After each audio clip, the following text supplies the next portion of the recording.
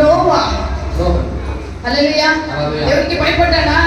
దేవుడు చెప్పాడు నోవా ఒక పడవ కట్టు.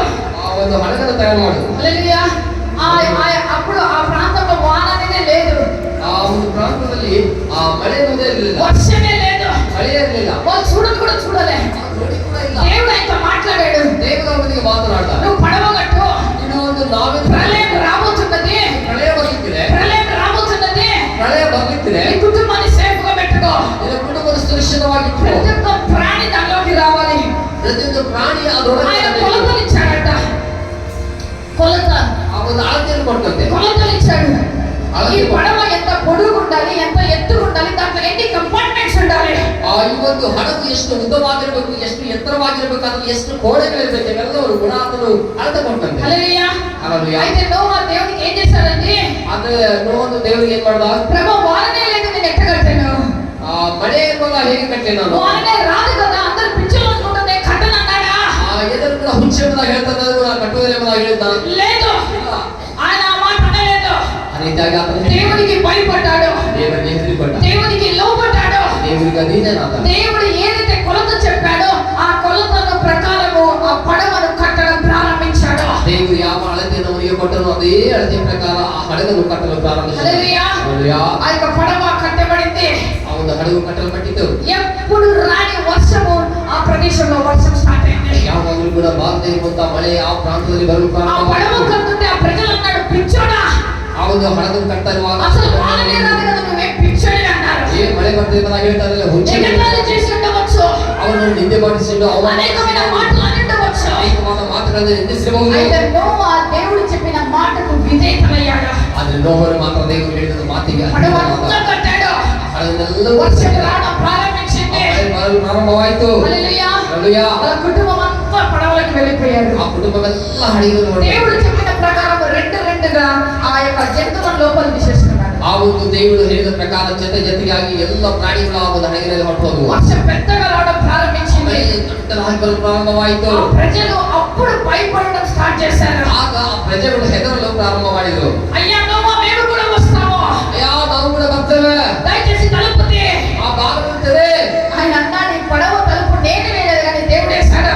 ಈ హడగిನ ಬಾಗಿಲು ನಾನು ಹಾಕಿಲ್ಲ, ದೇವರು ಹಾಕಿದ್ದಾನೆ. ముందు పిలిచాను కదా, ನಾನು ಮೊದಲನೇದಾಗಿ ముందు చెప్పాను కదా, ನಾನು ಹೇಳಿದ್ದನು, దేవుడు చెప్పాడు, ದೇವರು ಹೇಳಿದ వర్షం రాబోతుంది, ಮಳೆ ಬರ್ಲಿಕ್ಕಿದೆ, ఈ పడవలోకి రండి. ಈ ಒಂದು ಹಡಗಿನಲ್ಲಿ ಬನ್ನಿ. మీరు వినలేదు, ನೀವು ಕೇಳಲಿಲ್ಲ, మీరు పిచ్చోళ్ళు అన్నారు, ನೀವು ಹುಚ್ಚ ಎಂಬುದಾಗಿ వాన ಹೇಳಿದ್ರಿ, రాదు అన్నారు, ಬರುವುದಿಲ್ಲ మాకు అపాయం రాదు అన్నారు. ಅಪಾಯಕ್ಕೆ ಬರುವುದಿಲ್ಲ ಎಂಬುದಾಗಿ ಹೇಳಿದ್ರಿ. హల్లెలూయా. ಹల్లೆಲೂಯಾ. దేవునికి మీరు భయపడలేదు ದೇವರಿಗೆ ನೀವು ಹೆದರಿಕೊಳ್ಳಲಿಲ್ಲ, కనుకనే మీకు ఈ పరిస్థితి. ಅದರಿಂದಲೇ ಈ ಒಂದು ಸ್ಥಿತಿ ఆ యొక్క ಬಂದಿದೆ. పడవ మూతపడేసింది. ಆ ಒಂದು ಹಡಗು ಮುಚ್ಚಲ್ಪಟ್ಟಿತು. హల్లెలూయా. ಹಲ್ಲెಲೂಯಾ. విడువబడుతున్న వారిగా ఉన్నామా? ನಾವು ಬಿಡುಗಡೆಯಾಗಿ ನಾವಿದ್ದೆವು. అనుకూలంగా ఉన్నప్పుడే మనం వాక్యాన్ని స్వీకరించుకోవాలి. ಅನುಕೂಲಕರವಾದ ಸಮಯದಲ್ಲಿ ವಾಕ್ಯವನ್ನು ಸ್ವೀಕಾರ ಮಾಡಬೇಕು. ఇప్పుడు ఇంత అనుకూలంగా ఉంది మనకు, ಇಷ್ಟೊಂದು ಅನುಕೂಲಕರವಾದ ఆరాధించడానికి ఎన్నో ఆయుధ ఇన్స్ట్రుమెంట్స్ ఉన్నాయి. ನಾವು ನುಡಿಸುವುದಕ್ಕಾಗಿ ಎಷ್ಟೋ ఎంతగానో ఆత్మతో సత్యముతో ఆరాధిస్తుంటాం. ನಾವು ಎಷ್ಟೋ ಸತ್ಯದಿಂದ ಆತ್ಮದ ಆಕಾಶವರಾಗಿರ್ತೇವೆ. అయితే ఏం చేస్తుంటాం? ಆದ್ರೆ ನಾವೇನ್ ಮಾಡ್ತಾ ఒకళ్ళు ಇದ್ದೇವೆ? 11 గంటలకు వస్తారు, ఒకళ్ళు 9:30కు వస్తారు, ఒకళ్ళు వాక్యంకు రావచ్చులే అని, ఒకళ్ళు అనాయింటికి వచ్చి ప్రార్థన చేసుకోవచ్చులే అని, ఒకళ్ళు మాత్రము అంత్యాశీర్వాదం ఉందిలే ఇంకేం వస్తామని మధ్యలోనే డ్రాప్ అయ్యారు. ಕೆಲವರು ಒಂದು 9 ಗಂಟೆಗೆ ಬರ್ತಾರೆ, ಕೆಲವು ಜನ 11 ಗಂಟೆಗೆ ಬರ್ತಾರೆ, ಕೆಲವರು ಆ ಭವಿಷ್ಯದ ನಡೆಯುವಾಗ ಬರ್ತಾರೆ, ಕೆಲವರು ವಾಕ್ಯಕ್ಕೆ ಬರ್ತಾರೆ. ಅಂತ ಆಶೀರ್ವಾದ ಹೋಗ್ತಾರೆ, ಇನ್ನೇನು ಹೋಗೋಣ ಬಿಡಬಹುದಾಗಿ ಇದ್ದು ಬಿಡ್ತಾರೆ. హల్లెలూయా. హల్లెలూయా. దేవునికి భయపడుతున్నామా? ದೇವರಿಗೆ ನಾವು ಹೆದರುವಂತ దేవునికి ఎప్పుడైతే మనం భయపడి జీవించినట్లయితే మనకు నూతనమైన ఆశీర్వాదం. ಯಾವಾಗ ದೇವರಿಗೆ ನಾವು ಹೆದರುವರಾಗಿ ಜೀವಿಸುವ ನೂತನವಾದ ಆಶೀರ್ವಾದಗಳು ನಮಗಿರ್ತವೆ. ಆರೋದಿగా the early church feared God.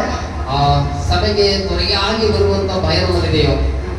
Acts chapter 9:31 చదువుతాం. తొందరగా చదవండి, ఒక 10 నిమిషాలు ముగిస్తా. Acts chapter 9:31 చూడండి. సంఘం ఏ విధంగా ఉన్నదంటే ఆ కాలంలో ಅವ್ರ ಶ್ರಮೆ ಯಾವ ರೀತಿಯಾಗಿದ್ದಂತೆ ಆ ಕಾಲದಲ್ಲಿ భయము భక్తి, ಭಯ ಮತ್ತು ಭಕ್ತಿ ప్రార్థన చేసేవాళ్ళు, ಪ್ರಾರ್ಥನೆ ಮಾಡ್ತಾ ಇದ್ದಾರೆ. పరిశుద్ధాత్మ పొందుకొని ప్రార్థన చేసేవాళ్ళు. ಪರಿಶುದ್ಧಾತ್ಮನ ಹೊಂದಿ ಪ್ರಾರ್ಥನೆ ಮಾಡ್ತಾ ಇದ್ದಾರೆ. అప్పుడు ఆ సంఘం ఏమైతుందంటే అభివృద్ధిలోకి వస్తూ ఉన్నదంట. ಆಗ ಆ ಸಭೆ ಒಂದು ಅಭಿವೃದ್ಧಿಯಲ್ಲಿ ಬರ್ತಾ ಇರ್ತದೆ. హల్లెలూయా. ಹಲ್ಲೆಲೂಯಾ. మనకు భయం లేదు, ಭಯವಿಲ್ಲ.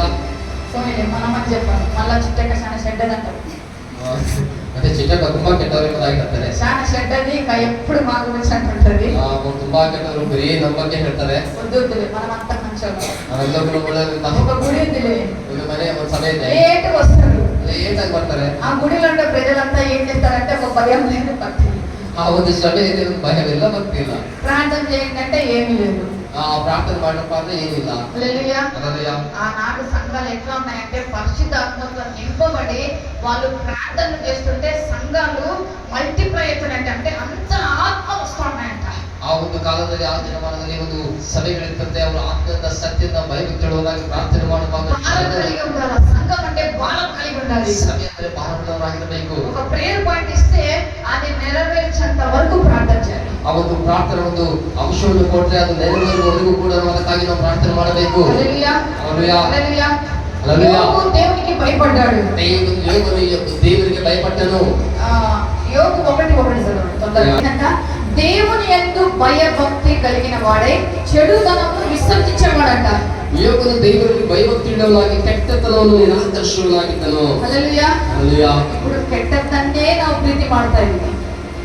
చెడుని మనం ప్రేమిస్తున్నాం. చెడువే కావాలి, ಕೆಟ್ಟದೇ ಬೇಕು. మంచిది వద్దు. ಒಳ್ಳೆದು ಬೇಕಾಗಿಲ್ಲ. ఒరే మంచి తిండి తినురా అంటే ಒಳ್ಳೆ ತಿಂಡಿ ತಿನ್ನಪ್ಪ ಎಂದು ಹೇಳಿದ್ರೆ ఇంట్లో అమ్మ చేసిన వంట వద్దు. ತಂತಾಯಿ ಮಾಡಿದಂತ ಅಡಿಗೆ ಬೇಡ. ఉండరు 5 నిమిషాలు జొమాటోలో ఆర్డర్ చేసి వస్తుంది. ಆ ಒಂದು 5 ನಿಮಿಷ ನಿಂತು ಜೊಮ್ಯಾಟೋ ಆರ್ಡರ್ ಮಾಡಿದ್ರೆ ಬರ್ತದೆ. హల్లెలూయా. ಹಲ್ಲೆಲೂಯಾ. హల్లెలూయా. హల్లెలూయా. రోగం తిని రోగం వచ్చి మళ్ళీ అమ్మనే మంచి వంట వండి పెట్టాలి.